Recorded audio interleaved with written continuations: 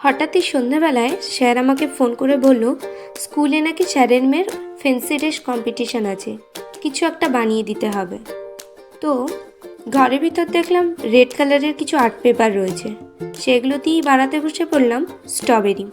প্রথমেই স্ট্রবেরিটাকে এঁকে নিয়েছি, তারপরে কেটে নিয়েছি, আর উপরে দেখতে পাচ্ছ যে গ্রিন গ্রিন পাতাগুলো, ওগুলোও ভালো করে কেটে নিয়েছি পাতার শেপে, দিয়ে ওখানে ব্ল্যাক দিয়ে বর্ডার করে আঠা দিয়ে বসিয়ে নিয়েছি। যেহেতু এটা একটা বাচ্চা পড়বে, সেই তো ভাবলাম একটু স্মাইলি এঁকে দিলে মনে হয় আরও জিনিসটা বেশি ভালো লাগবে। তারপরেই সুন্দর করে বর্ডার দিয়ে চোখ মুখ এঁকে নিয়েছি। এইখানে আমি চোখটা তুলি দিয়েই পুরোটা করেছি। যেহেতু একদিনের মধ্যেই আমাকে রাত্রের মধ্যেই অর্ডারটা দিতে হবে, তাই দেরি না করে সিম্পলের ওপরেই আমি এটা করে নিয়েছি। আর দেন ওর ওপরে ছোট্ট ছোট্ট ইয়েলো কালারের বুটি করে নিয়েছি। দেখো তো আমার স্ট্রবেরিটা কেমন হয়েছে, ওর তো খুব পছন্দ হয়েছে। তোমাদের কেমন লাগলো?